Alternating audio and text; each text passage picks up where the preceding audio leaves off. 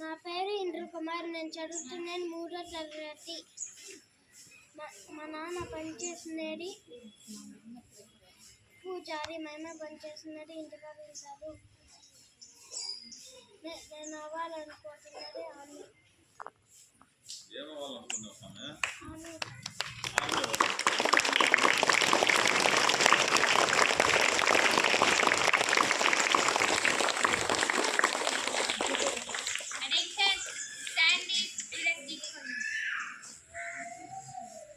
What is your national vegetable?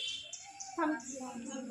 Answer, pumpkin. What is your national vegetable? Pumpkin. Answer, pumpkin. Attention, Sandy spread poem. Keep your hand back now.